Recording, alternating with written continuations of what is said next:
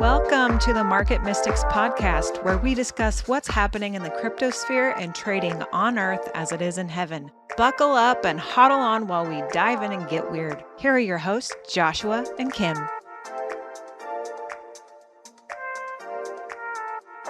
Good afternoon, everybody. Welcome to the winteriest winter in the Northern Hemisphere, specifically the Midwest. It is officially here. Yesterday was the first day of winter. Today, the wind chill was negative 26 degrees Fahrenheit. It's a little chilly, just a little bit. Yes, we are not in our normal locations or setups because we didn't want to drive. So we're just enjoying life, cozy as can be. Yes. We're debating on whether to put the video up. We probably will, but you will see me in my grandmother's room with wallpaper from 70s or 80s, not sure which. I have a microphone in my face. This just never happens. And I'm super fuzzy. I think it's great. Makeshift offices, but I don't know. It'll be good. True. Well, it's almost Christmas, Josh. And we're right in the middle of Hanukkah. We are. What's that been looking like for you? It's kind of been a blend for me this year. I have had a desire just to learn about Hanukkah and about just, kind of the roots of things. And because I've heard a lot of people say, I don't know if I said a lot of people, I have heard people say Hanukkah is just Jewish Christmas, but it actually doesn't have anything to do with that at all. It's actually about a miracle of God keeping a menorah burning for 8 days when they only had enough oil for one. Like it's totally unrelated. And so it's been fascinating learning about that. And so I had got a little menorah. It's sitting beside me, and I've lit the candles each night. And I think it's been fun. It's been enjoyable to just kind of learn about some of that. And but all my family is still fully into the Christmas season. We're going to my brother's house this weekend for more celebrations and presents and food and fun. So should be great. What about you? That's cool. We kind of just really quick background. For the last couple years, the Lord has really drawn me out of Christmas. Kind of revealed some not so awesome things that are behind some of the traditions that we do without thinking about it, and really unwound me about this. It goes right in line with everything we've talked about this whole year, with how he takes us up the mountain and strips things off, right? Mm-hmm. But this year, all of a sudden, he's like, yeah, you can do Christmas. It's fine, because there's nothing attached to it anymore for me. Yeah. No funky, there are things attached to it, but nothing funky, right? And so we had started learning about Hanukkah, but truth be told, my sister does a really good job at leading in that. And so I just let her do it. And we got out our menorah this year for the first time. I've had it for 2 years. We've never gotten it out because Christina has always done these things. And the other night we lit it for the first time, and didn't know that you're not supposed to put all the candles on. So we put all the candles on, and then they all caught on fire, and it was just like this blazing glorious menorah. It was this image of blazing glory in our living room, and we just celebrated all together. But you know what? We're trying. Yeah. So we may be limping in, and it may be really ugly at this point. But we're trying. And so we have a fun little mishmash of both things. I haven't eaten any donuts. I tend to try to stay off of carbs. And I haven't felt the freedom to do donuts with Hanukkah. Yeah. But I also think some of that has to do with it not being a feast. Mm. So the Lord always, I'm getting real weird, like real fast with this, and I'm sorry. But That's okay. years ago, the Lord told me, oh, this is how you need to eat ideally for your body. Like, here is this plan. I wouldn't even call it a diet because it's not a diet. It's just like, Mm, here are the things that are optimal for your body. Here are the things that are mhm. not optimal for your body. So I'm on that. But during the feast times, he usually gives me freedom to have anything, whatever, because it's a feast time and there's freedom in it and there's life in it. But for Hanukkah, I've not had that. So I've not partaken in the jelly donuts, which is it's a shame. Are you a fan of jelly donuts? I love donuts. That's I awesome. love donuts. It is all of the things that I should not eat. It is really high carb and really high sugar. So it is Yeah. like all of the gluten in the world, and it is all of the sugar in the world, and it's fried in oil, which is the Yeah. point of it for Hanukkah, but it's Uh-huh. delicious and I can't eat them. Oh man. That's It's okay. so I can sad. smell them. I took I pick up my daughter and our niece and nephew who go to her school too. A couple days a week I pick them up from school because we trade off with their parents. And I've been promising them, so for all of the Hanukkah feasts and holiday, or Hanukkah, all of the Jewish feasts and holidays and stuff, I try to do something special for them so I can, so we like partake in celebrating it a little bit. Mm. And so I promised them when it was Hanukkah, I would go take them for a special treat after school. And so I took them to Krispy Kreme the other day. And it was not my daughter's maiden voyage, but it was the other two. It was their maiden voyage. And I will tell you, just smelling those donuts was enough for me. Isn't Mm. that wild? Like just the essence of it. I was like, oh yeah. I'll just sit here for a minute. That's amazing. Yeah. This That was this a is really long explanation, wasn't it? that's great. I love it. I love donuts as well, and I do participate. Although I will tell you, I have been very sad because our local donut shop, the the owner and his wife recently had a baby, and they closed their store down for 3 weeks. Which Oh man. congratulations to them, but there's no donuts now. So I've been a little bit sad. I've been in withdrawals. You should make your own donuts. I probably could, but that seems like a lot of work when I could just go buy them. I know it is a lot of work, but then you'll appreciate it more. I don't even know where they grow. Like, You're how do you find those things? Oh, that's funny. My dad always swears by getting a little pop tube of dough, like biscuit dough, Mhm. and cutting them up and frying them and then rolling Mm, them in cinnamon and sugar when they come out of the fryer that sounds great. for donuts. So you can do Yeah, that. That's easy. You don't have that's to make the dough. Dave is a freaking genius. I love that idea. You might do that this afternoon. I might. Who knows? Oh, that's funny. This is definitely not where this episode was planned to go, but we were talking a little bit ago. Well, I mean, this whole conversation's been about Christmas and Hanukkah.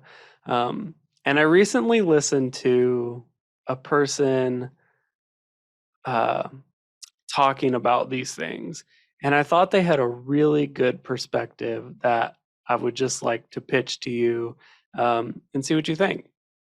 So they were talking about the roots of Christmas, and it was like, okay, is it based in pagan things? Yes. Is Santa based on a fallen deity? Yes, he is. Is the evergreen tree a symbol of a pagan something? Yes, it is. It's like, all these things that we associate with Christmas, the majority of them we don't even know why we use them, but a lot of them are used in pagan celebrations. Um, he was talking about that, and he's like, "Is that a truth? Yes, that there is truth in that. However, who created that being? And is the being that personifies or who we now associate with Santa. He said the name. I don't remember what it was, so I'm not going to venture out there. Might have been Saturn. Kind of makes sense that it would be, but not sure. Um, but he was talking about it, and he goes, "Is there a fallen being that personifies that?" Yes.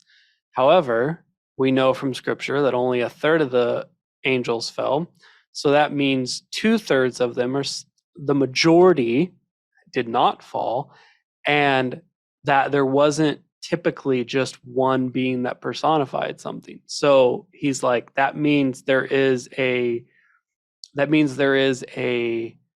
righteous version of that being that exists. Mhm. And so he was kind of talking about just the concept of moving past the pagan ishness of it and realizing that there are like beings that personify winter that are haven't fallen, that are beautiful, that are wonderful, that are helpful.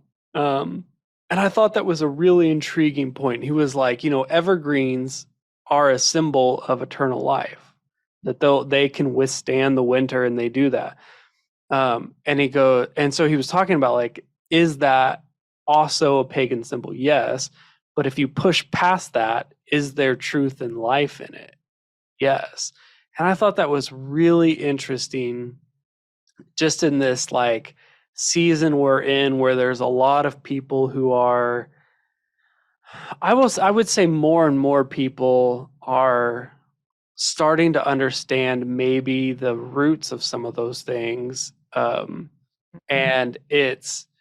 um, it's putting them in tricky situations with family and with gathering, and it's supposed to be a time of family and joy and feasting and gifts, and we can get caught up in the religiosity of it of and not allow ourselves to experience that.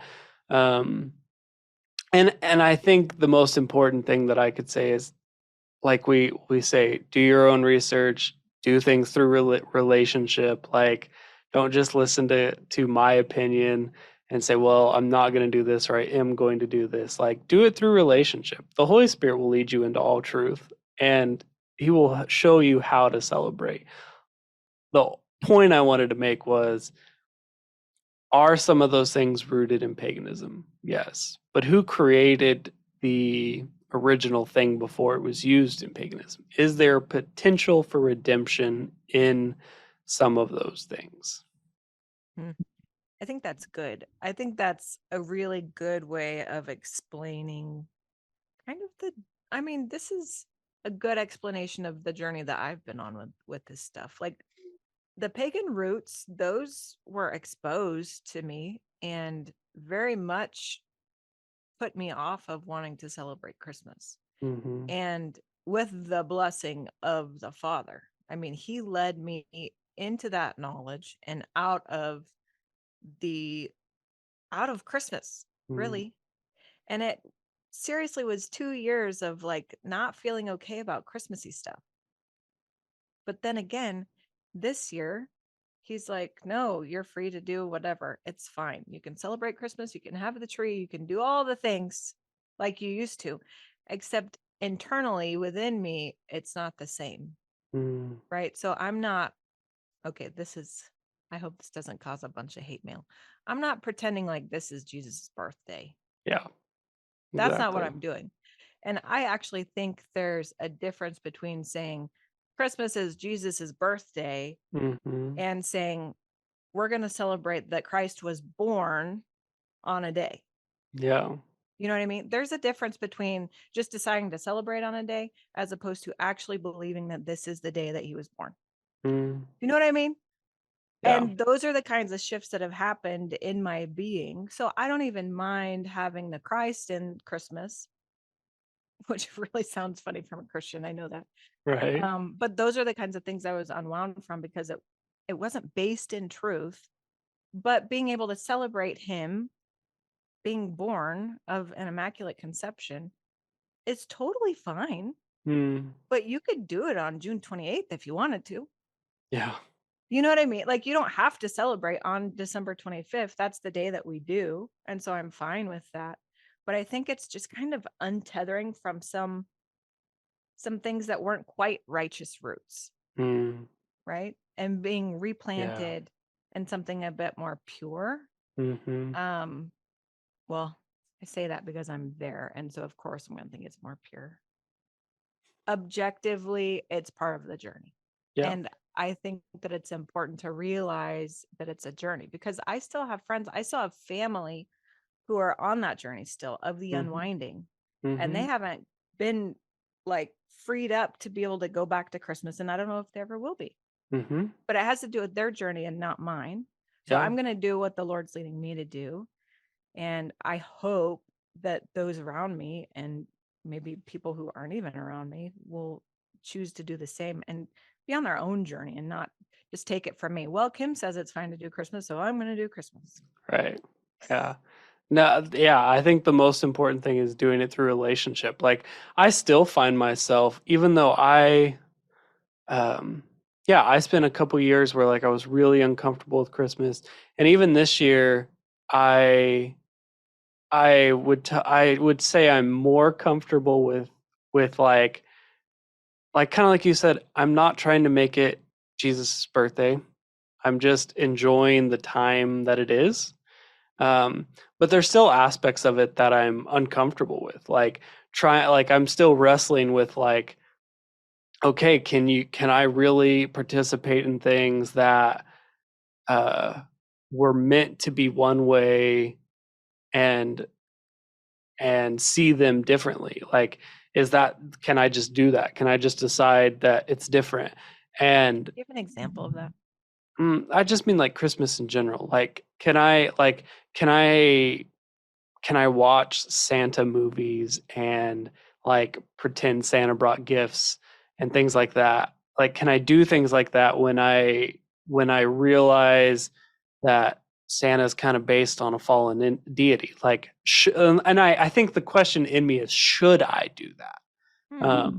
Like, even though like I just said, you know, there is other deities that personify similar attributes that aren't fallen, like, but you know, it's I think it's just a kind of a we talk a lot about polarity and holding two things in your hand at the same time, and sometimes that's challenging, and I find myself in that place this year of like I'm kind of where I can hold them both at the same time, but it's uncomfortable at times because I'm not exactly sure. I still want there to be one thing or another thing, and so it's just it's it's been a interesting season of like, man, like how just figuring out how am I supposed to do this. And one thing I think is really intriguing, that same person who I'm not going to mention their name because I don't know if they want their name mentioned, but I will tell you this isn't my thought. It was gleaned from another person. That in almost all the Hebraic, actually all of the Hebraic mindset and feast revolve around the moon.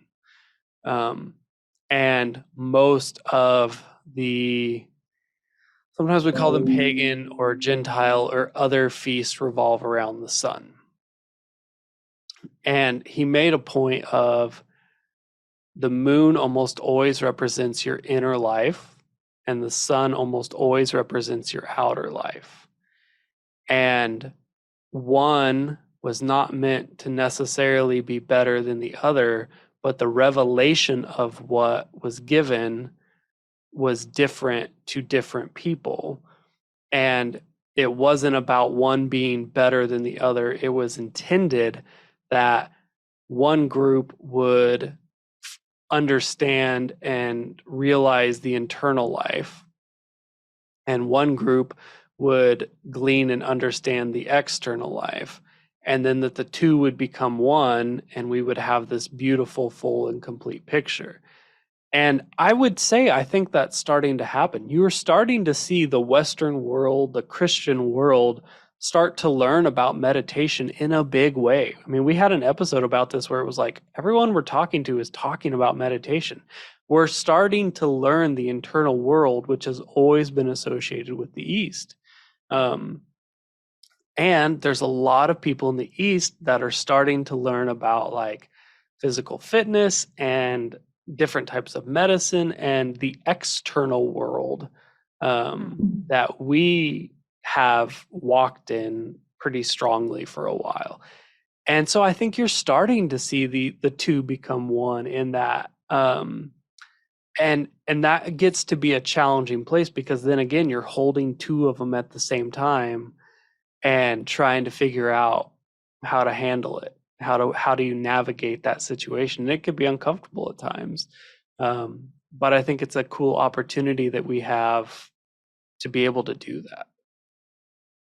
I agree. I can't help but think about balance Mm, and really the importance of balance being sourced from the right place. We always talk about this too, and I'm sorry it's redundant. But I think about for so long, we've looked at the world, the world's religions, um, cultures from the perspective of the tree of knowledge of good and evil. So this is good and this is bad. This is mm, right and this is wrong.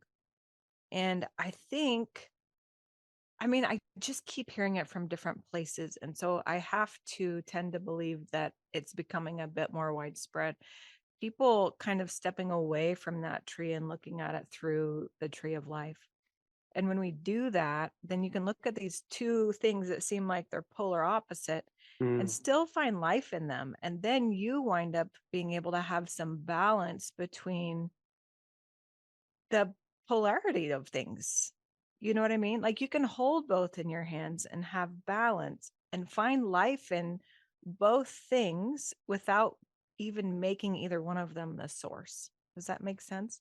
But they're the mhm, things that help balance you as opposed to um going to the tree of knowledge and finding only what is good and making that your source.